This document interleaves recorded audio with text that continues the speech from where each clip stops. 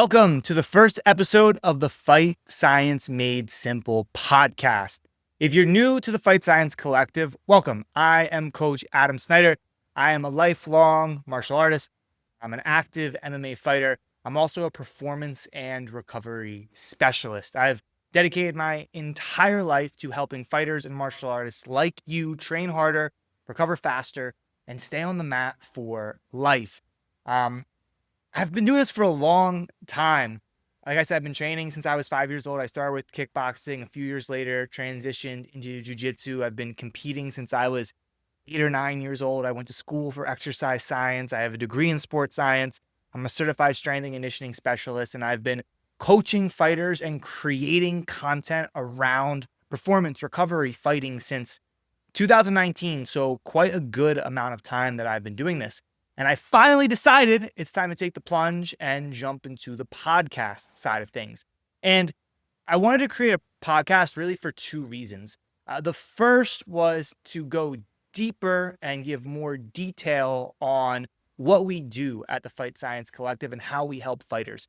We handle everything off the mat. The way I like to think about what we do is like the UFC Performance Institute in your pocket. So we handle strength and conditioning, nutrition, recovery, mindset. We handle a lot of lifestyle things as well with our clients, from finances and budgeting to relationship advice to scheduling and time management. We help our fighters with a lot. And most of my content is done through Instagram, and Instagram is a very short form platform. And so I can only help and I can only give you so much in the Instagram format.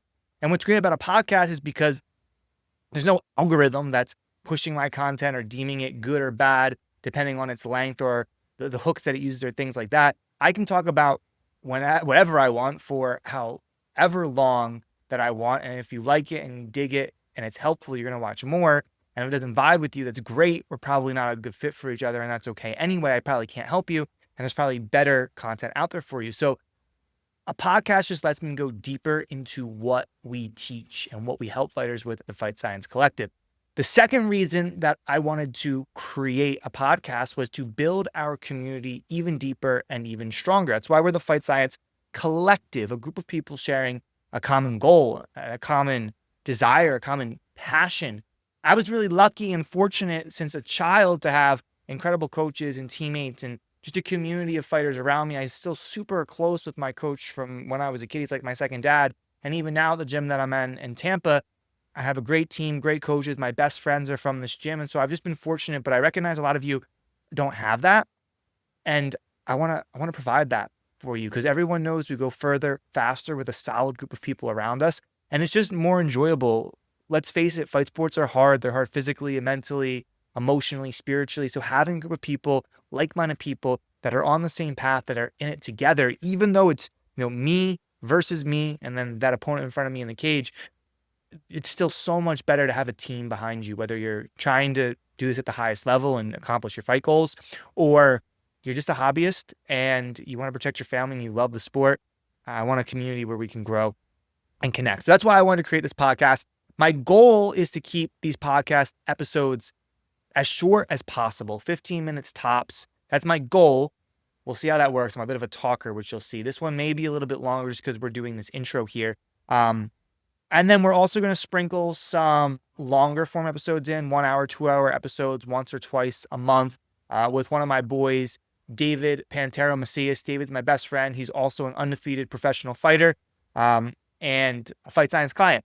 And so we just want to shoot the shit, talk, build our community further, and also share what it's actually like to be a fighter. We both have jobs. I own this business and coach, and David is a full-time designer. We have girlfriends that we live with. And so we just want to share the journey, the struggles, the challenges, the lifestyle, the wins, just everything that comes with chasing your dreams and living life to your fullest at its edge. And so that's the premise behind the Fight Science Made Simple podcast. I hope you're really excited about it. I'm really excited about it. Something that I've wanted to do for a while. If you're sold on it already, you're like, fuck yeah, dude, this is great. Then why don't you just go and subscribe, follow the podcast, share it with some teammates, because you already know it's going to be great. That would be really helpful. And if you're not sold, that's cool too. I encourage you to stick around to the end, listen to the whole podcast. If you love it by the end, you got a lot out of it. then you should follow the podcast and share it. And if not, that's cool too. Like I said, there's probably a coach, content, podcast out there that's better fit for you. So without further ado, let's jump into episode 1 of the Fight Science Made Simple podcast. We're going to be talking about why most fighters gas out.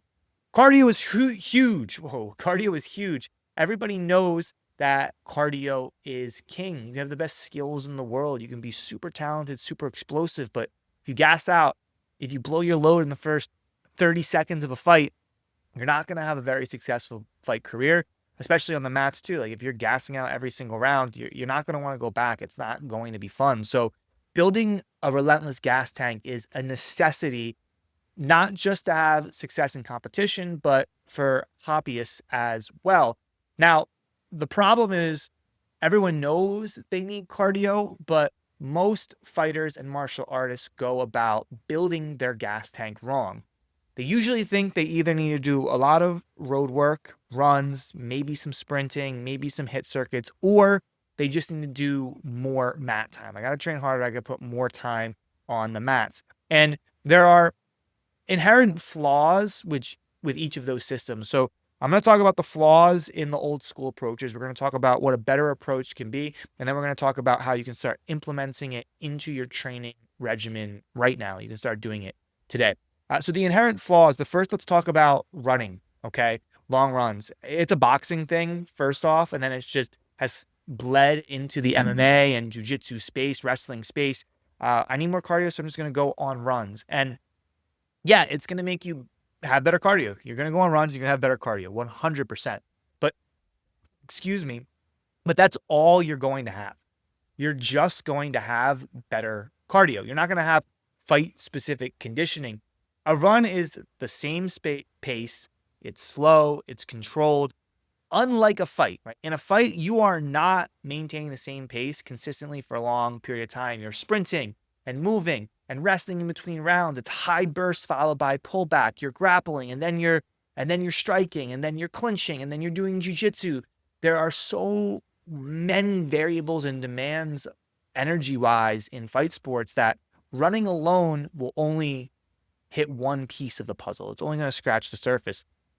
And so then, okay, cool, I'm going to run, and then I'm going to put a lot of mat time in to fill those gaps. And on paper, it makes sense, but the issue with that is I'm a big believer that our mat time is for developing either our skills or developing our tactics. We do not use mat time to build physical athletic qualities. That's what strength and conditioning is for. If we need to build conditioning, if we need to build strength and power, we do that off the mat. If we want to get better at our martial art and our skill and our competitive tactics, we do that on the mat. And so all of our energy should be invested into building our skills. And so if we're using our mat time to build our cardio, it's taking away from our skill development. The other reason I'm not a fan of using more mat time for cardio and conditioning development is because of the injury risk. If you need to push harder and longer rounds on the mat in order to build a bigger gas tank, and let's say your gas tank is growing and growing, that means you have to push harder and longer in order to keep your gas tank growing. You are A, ruining your technique because now you're performing your techniques in an exhausted state, and B, you're at a higher risk of injury because your body's fatigued, your body's beat up, and you still need to push the pace really, really hard.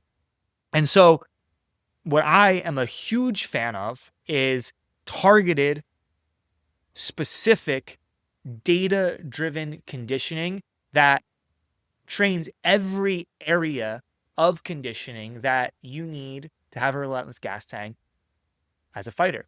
And so, okay, great, that makes sense. But what are those areas? What are those, we call them pillars, and there's 3 of them. What are the 3 pillars of a relentless gas tank that you need to succeed as a fighter? And so the first pillar, we already talked about that. Okay, this is your cardio base. This is your long runs. This is your sustainable conditioning. Anything that you can do at a sustainable pace for 30 to 60 minutes or more. Well, I mean, honestly, once you cross the 2-minute mark, you're tapping into that aerobic zone. But to really start seeing improvements to your conditioning, you need to be maintaining that pace for at least 30 minutes. This cardio base is training something called your aerobic system. Your aerobic system is what cardio is. We're using our cardiovascular system, our heart and our veins, to send blood and oxygen all throughout our body to provide our muscles with energy to then do movement and activity. And so what's great about the aerobic system is that it's very sustainable. You can use it for a really long time because it's not very fatiguing. That's the beautiful thing about oxygen. When we have oxygen, we can push the pace for a really, really, really long time. The downside to the aerobic system is that once we cross the threshold, this is called our lactic threshold. Once we cross that threshold of where we're primarily using oxygen, this is called your aerobic system, to then where we're primarily not using oxygen, this is called our anaerobic system, and we'll talk about that in a second. Once we cross that threshold where we're no longer relying on oxygen for energy, now we're going to gas out very quickly. We're starting to push into more powerful, intense zones, and we just don't have enough oxygen to push the pace. And so we start to gas out, okay? So when should you be training your aerobic system? Well, we have a subjective measure, how you're feeling, and an objective measure, actual numbers and data, to gauge if you should be focusing on your cardio base or not. The first is the subjective, how you're feeling. If you find yourself struggling to maintain a pace, once you cross that 2-minute mark, and you're using a sustainable pace and you're just starting to gas out, you're starting to huff for air, or you're a naturally explosive person and you just can't sustain pace for a long time, then it's probably a good idea to focus a little bit on your aerobic conditioning. If you have a higher resting heart rate, it's typically a good idea to focus on your aerobic conditioning. I recommend elite athletes or any martial artist really try to hit a resting heart rate of the low 50s or lower. I have guys in the low 40s, 43, 42 beats per minute. But if you're at 51, 52 beats per minute, this can be a pretty solid place to push the pace aerobically, and you probably don't need to do any more aerobic work. The reason a lower resting heart rate is so important is because, let's say your heart rate's at 60 beats per minute. This is a normal, healthy adult human. And that means your heart beats 60 times in 1 minute, and it needs to beat 60 times in 1 minute at rest to be able to provide your body with oxygen to keep it alive. On the other side of that, you have one athlete, their heart beats at 60 beats per minute. You have another athlete. Let's see if I can sync that up. Yeah. You have another athlete and their heart beats at 40 beats per minute. That athlete with the lower resting heart rate is sending the same amount of oxygen and blood throughout their body to keep them alive at rest, but their heart is beating 20 less times, which means it's working less hard, not as hard, to supply the body with oxygen and keep it alive. So if we can get you to have a lower resting heart rate, that means you can do the same amount of work with less effort, which means you can push a pace longer without gassing out, without getting hurt, and also lets you recover faster in between rounds or after intense bursts. So that's the first pillar. This is what most people think of. I need more cardio. I'm going to work on my cardio pace. That's pillar one. Most fighters do not need to improve their cardio base. Most fighters need to either focus on pillar 2 or pillar 3.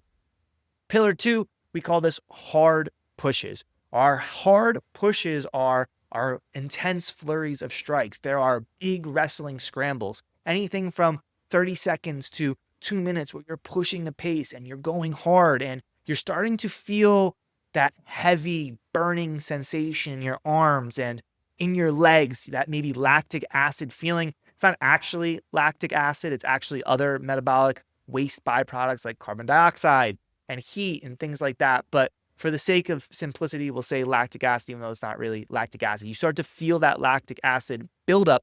Now you're pushing into what we call the lactic energy system. This is an anaerobic energy system, meaning that we are not using oxygen for energy. And so it's more powerful than the aerobic system, but it also gasses out quicker than the aerobic system, but still really important for combat sports, especially my grapplers. You're going to be grappling a lot. MMA fighters are going to be grappling a lot. Your arms are going to get heavy. Your legs are going to get heavy. You're going to be dipping into your lactic system. And so we need to work on it. We need to train it. And so there are 2 ways that I love to improve our ability to push those higher intensities for those harder pushes. The first is actually through an aerobic style of training that we call threshold training.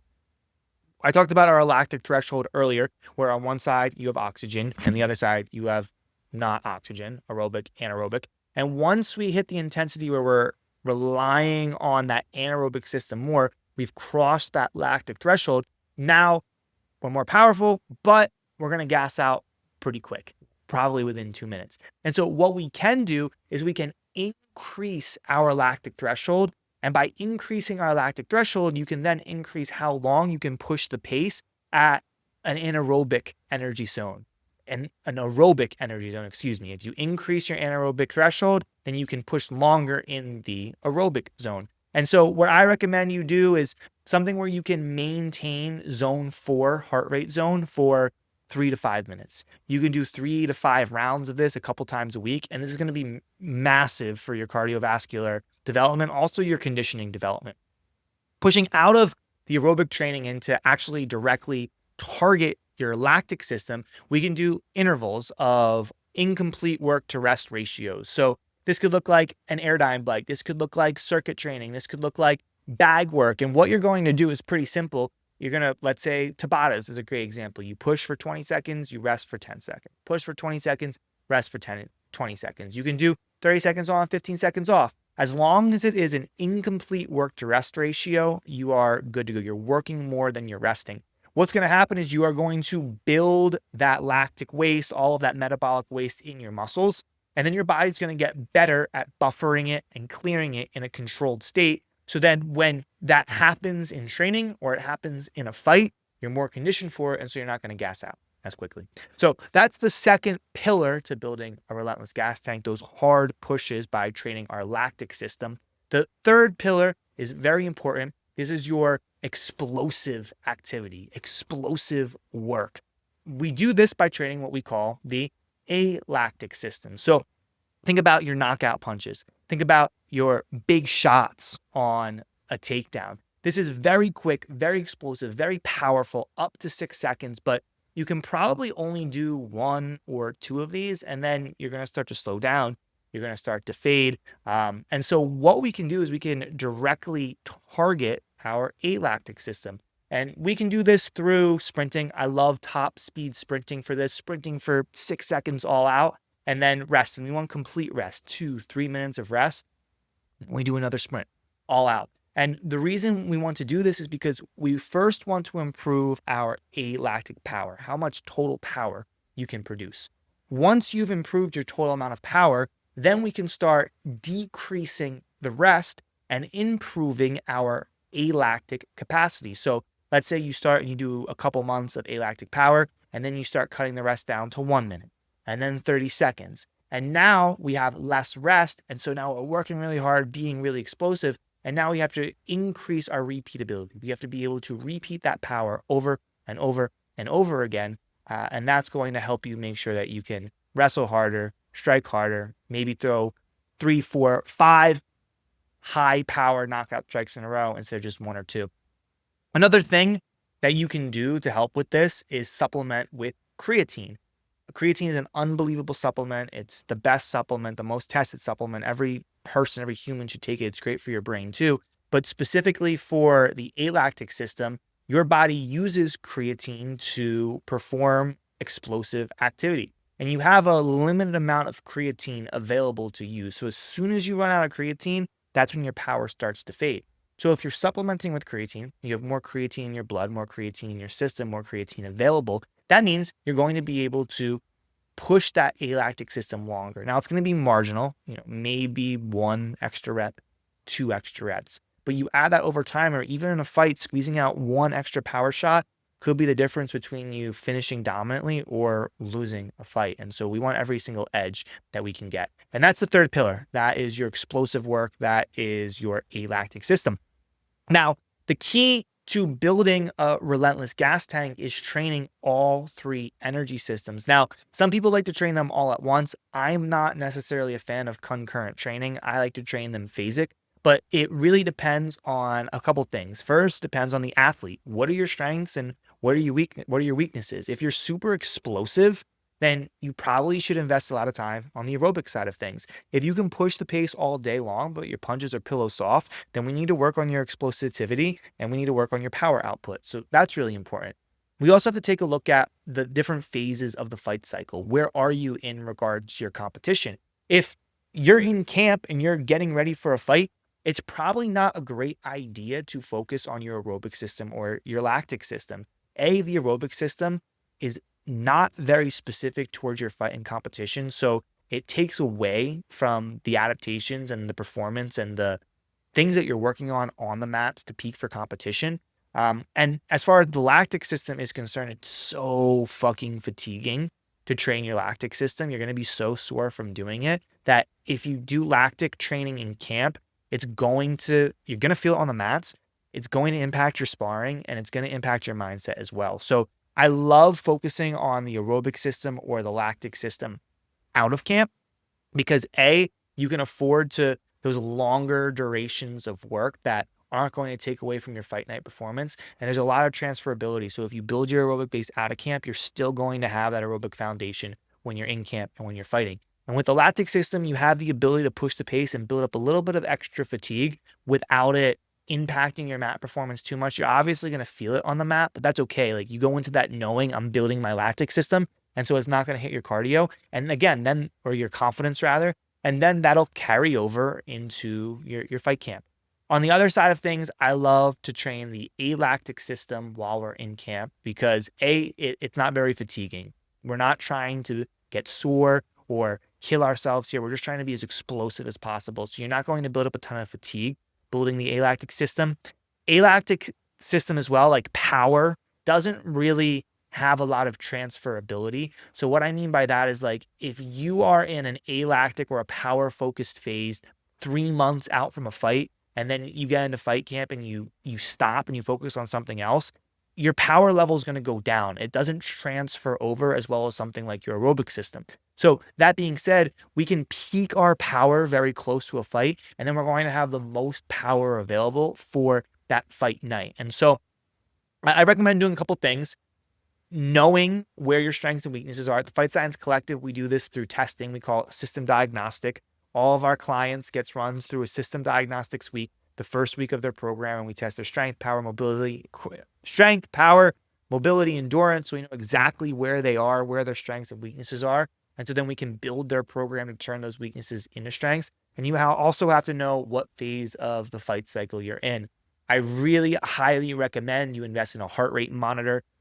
Doing conditioning without heart rate data is like lifting without knowing how much weight is on the bar. We never do it, and it's super random. So you can specifically target the energy system that you want to improve with your heart rate monitor without guessing. And this is massive for recovery as well. And in addition to improving your resting heart rate, I also would love for you to increase your heart rate recovery. If you can bring your heart rate down faster than your opponents, you're going to be able to push the pace longer round after round, and it's great for your recovery as well.